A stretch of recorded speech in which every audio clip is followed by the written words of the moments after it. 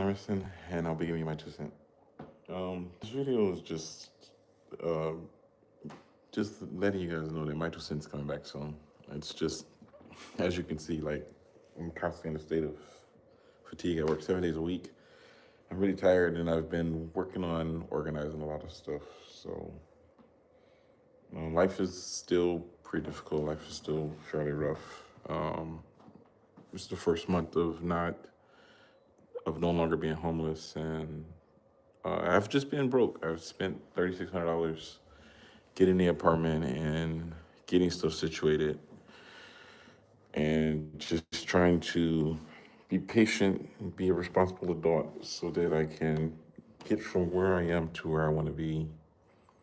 And when I do start producing content, I can be more consistent with producing content. But there's so much stuff going on in the world and just in general, and people are just weird and crazy, and there needs to be a scientific revolution and a philosophical renaissance in this world, and that's the main goal for my 2 cent. Like, I don't really know, I don't have the context of the word that I need. I don't have, basically I started my 2 cent when I was in my 20s, based on the idea of, it was based on the fundamental premise of the electron not spiraling into the atom. And I didn't really think anything of it. I just put the video out. Like, I don't understand why electrons aren't observed experimentally colliding into the proton. And it seems weird to me that this is something that is the foundational principle of science that hasn't been adequately answered. Yeah, they give us a bunch of justifications and answers, but you just can't explain how a proton and an electron are attracted to each other, but they don't collide with each other. A proton is an hydrogen atom, and if an electron orbits it, it's a stable hydrogen atom. Somehow the electron and the proton are in orbit around each other because they are attracted to each other, but there's nothing that stops the electron and the proton from coming into contact with each other. But for some reason, it just operates under the first valence shell electron orbit, and all other electron orbits are built upon the same fundamental foundation. The more protons an atom has, the more electrons it has orbiting around it. And there's just this natural unification of this. And I just thought it was weird. So I wanted to talk about it on the internet. I thought it would be a cool little discourse to have. And then I found out the internet is, well, at the time the internet wasn't that toxic. I just discovered that humans have an inherent inability to communicate. There's just a fundamental dysfunction within modern society that makes it impossible for people to have a normal, healthy discourse at a generalized, normal level. The discourse that occurs is very nuanced and unique and very privatized, but in large groups on large scales, communication breaks down. So in that, I was like, okay, I guess I have to try something different. So I tried to reformat my 2 cent, and I tried to figure out better ways to communicate and better ways to understand, and then it's just the world just sped up and society just collapsed around it, and life and adversities were making it hard. So this is where I am right now. Like, I'm in my 40s now, just trying to figure out how to, because it's fascinating to go from being in my late 20s, early 30s, full of questions, and I wanted to go on this public exploration of science, and do a deep dive into scientific principles and have people come along with me, and we could explore the nature of reality together and have a positive, healthy discourse. And then to just learn that nobody's interested, nobody cares, the world isn't concerned in any way, shape, or form about any of that stuff. And to just see the level of toxicity that exists across the face of the internet and watch it evolve and grow as I evolve and grow. And the questions I had, I answered them to my own satisfaction, and did a deeper dive into science, into philosophy and science, and discovered, oh, the biggest conflict in the world is the thing that everyone says is the answer, which is religion. Religion's supposed to be the answer to the questions we have, but it seems to fail at it. So that just made the whole process more complicated because I don't want to attack and bash people's religions and belief systems, but at the same time, you have all these questions, you have all these problems, you have all these concerns, yet you're told that this is the solution, but that solution that has been given to you isn't giving you anything. You're not functioning or being content with life with the structure that has been given to you. So if the structure is broken, like how do you fix it? So I continue to just kind of ignore religion. I'm not really atheist. I just don't believe in organized religion. I'm not a Christian. I've never considered myself to be a Christian. I don't believe that the principles of Jesus Christ just don't make sense to me. And then, unfortunately, being an African American, I've experienced something totally different than what the Bible describes. But science has always been there. It's always made sense, whether it's European science or Asian science or African science, it doesn't matter. Empirical data and empirical evidence is not inherently biased or inherently prejudiced, but it can be subject to humanity. So you can build perfectly valid systems and axioms and postulates of intelligence that are corrupted, and that's what I see. I see people coming into positions and having. Here's the best example I can give from my own personal life. Right now, financially, I'm not paying child support no more, so I'm stable. My whole life, I struggled financially because of child support. Nobody gave a damn. Nobody fucking cared. You're a guy. You got a girl pregnant. You're a piece of shit. You need to. So you know what I did? I continued to be a functional adult. I continue to be responsible and accountable for myself and move on in my life. No one cares if I'm a good person. No one cares if I'm honest. No one cares if I'm decent. Nobody cares that my rights were infringed upon. Nobody cares that I was taken advantage of and robbed of my rights as a man to be a husband and a father. No one cares. The world doesn't give a damn. Tell you that you have rights, tell you have freedoms and liberties and privileges, but no one actually cares. So you know what I've done? I've got over that shit. I did what I was supposed to do. I continued to operate within my own space, stepped away from the idea that there's this divine European God that's going to come down and rescue me and save me. And I just did what I had to do, right? So here I am. Now I'll make twice my living expense, chilling, living in an apartment, and neither, neither one of Israel or Palestine, neither one.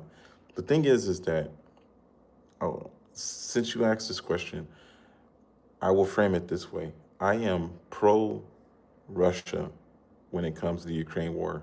Why do you think that is?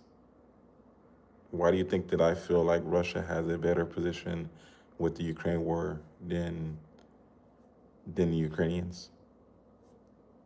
This goes back to the reason why I created My02cent, because you should be able to use your brain and think about the reality of the world and not have just an emotional response and want to go run and scream and yell and hide under a pillow. The greatest enemy of Russia is NATO. NATO is the greatest enemy of Russia. Of all of the governments that exist on the earth, of all of the alliances that exist on the earth, why would the NATO alliance go to Ukraine and offer them an alliance so that they could put NATO military assets on the Ukrainian government, on the Ukrainian border, when Putin knows that NATO is his enemy? Right? Why? Why would you do that? Why would you do that? The only reason why you would do that is because you are planning an invasion into Russia, right? Because there's plenty enough nations that can do that. The United States built the Space Station with Russia to do what? To bring peace and prosperity between the two nations. Everyone's like, oh, Trump and Putin are lovers and they're in bed with each other. The United States has been building a relationship with Russia for decades. It's as old as the space race. It is the foundation upon which I know we went to the moon, because the United States and Russia were in war with each other when they launched Sputnik. That's propaganda. Why would the United States prove or agree that Sputnik exists. Nobody can hear Sputnik except for the scientists. Why would they be like, yeah, Russia put Sputnik in space? Why? Why would they agree? Because it was scientific. It was a revolution. It was an advancement in human society. So when it comes to Israel and the Palestinians, neither one of them are right because they're the same exact people. You don't get to live in close proximity to each other and not recognize that y'all are the same people. It takes a child to be born and be told you're an Israelite, you're Israelite, you're a Palestinian, you're Israelite, you're a Palestinian. It takes generations of that teaching and that level of decolonization that keeps them separate and divided. And what is the foundation of that? Religion, right? Religion. So back to me using Ukraine as my justification or my understanding. The present conflict to explain the past conflict. The NATO alliance knew that they were going to invade Russia. Russia, as a sovereign nation, has the right to defend itself, right? So if Russia, as a sovereign nation, has the right to defend itself, then Putin, as a president or leader, whatever you want to call him, that recognizes the threat that NATO poses to his country, has the position and the authority to strike first against his enemy, which is not Ukraine, it's the NATO alliance, right? The NATO alliance wants to fight a proxy war through Ukraine against Russia. And everybody in the world wants to just sit back and pretend like this is not what's happening. It has been 4 years. I was in the military active duty when I saw what was going on with NATO and Ukraine. What is the goal? In 2025? What is the goal? What is the point? Why do you need the NATO? Why does Ukraine need the NATO alliance to? Why does Ukraine need the NATO alliance to help them continue to build their sovereignty? Why can't Ukrainians who recognize 50% of Ukrainians recognize Russia as their brothers and as their allies? The other half don't. Putin said it. He said there's unrest in Ukraine because half of Ukrainians want to be back part of the Russian alliance. The other half are not being represented. You've got half of Ukraine that's being represented by the West, and you have half of Ukraine that's not being represented by their actual nation. Half of Ukrainians are pro-Russia. There's there are Ukrainians in Russia right now that still agree that Putin is doing the right thing. But how do they get representation?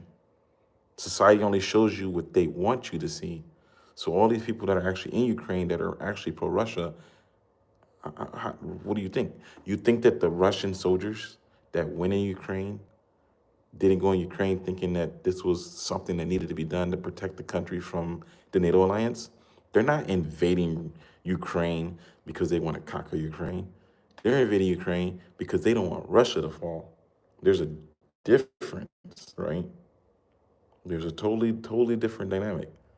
But in the way the world is structured, we listen to what people tell us and they give us the side that we have to pick. Just like you said, Israel or Palestine. The real question is, why are the first world countries still allowing these two governments to be divided and entertaining that? Why is the United States giving either one of them weapons to fight the other country? Why are all of these puppeteering governments giving them the weapons they need to defeat each other? Why aren't they just providing them with aid? We'll help you build a school. We'll help you with your running water. We'll help you with your electricity. We'll help you. We're not giving you weapons. We're not going to give you missiles. We're not going to give you jets. You don't have the infrastructure to build a jet. You don't have the infrastructure to build an intercontinental ballistic missile. We're not giving you any of that technology. We're not giving you a military. We will help you with humanitarian level aid, but we will not give you the resources you need to defend yourself from your enemy. That's your own squabble that you two need to figure out. Because as soon as one conquers the other, it ends, right?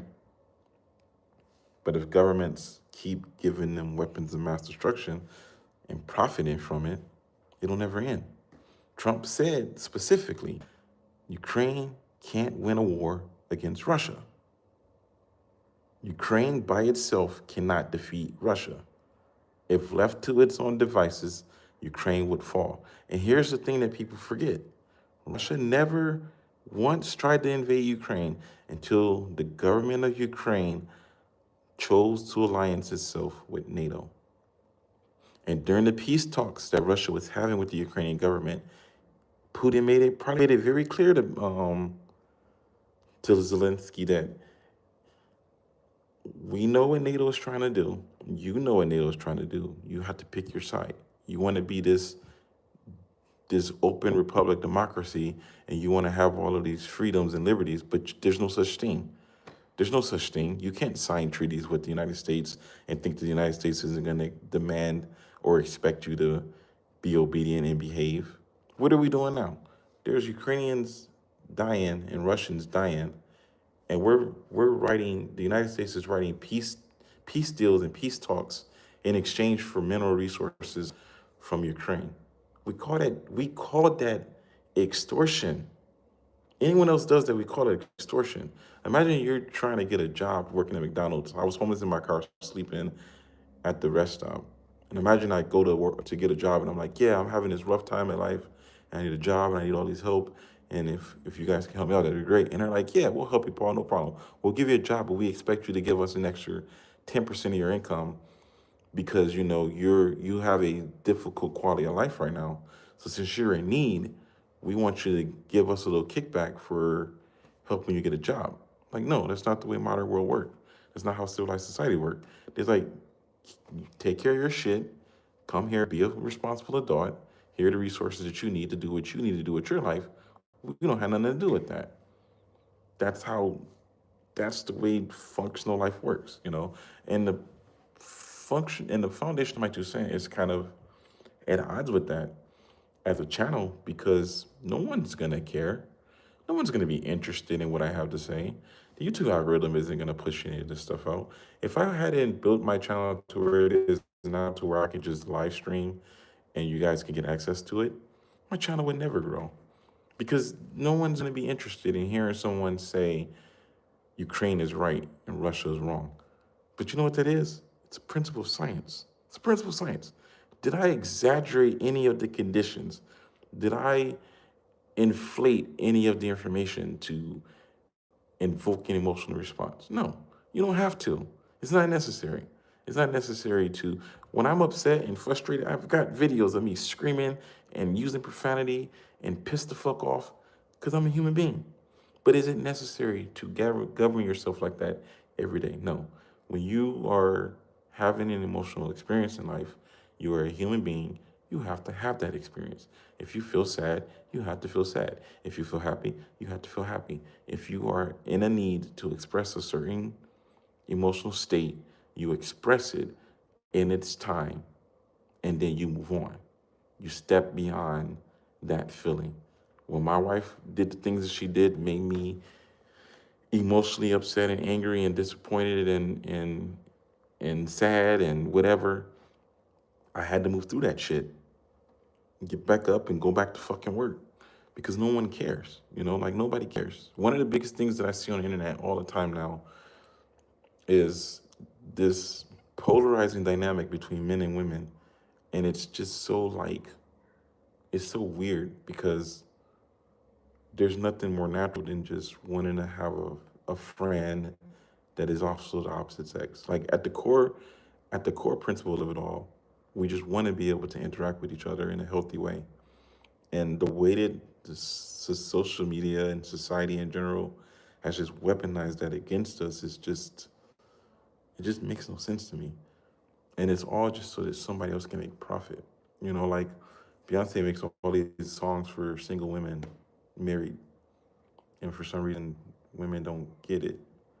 Men make all these songs to like disrespect and demoralize women and degrade them. But then these same men would be like, "Oh, don't talk about my mom like that, or don't disrespect my sister like that." It's like, but you are doing that to someone else's mother or someone else's sister.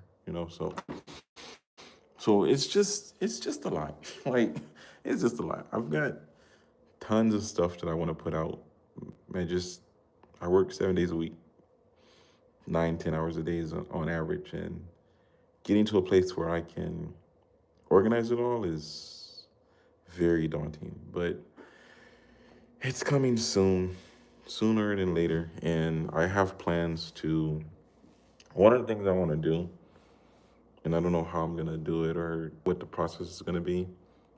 Is I want to start recreating scientific experiments using modern technology to recreate the same scientific conditions. So um, that's it for now. Let me ask, as always, my name is Paul Robinson. I'll give you my 2 cents.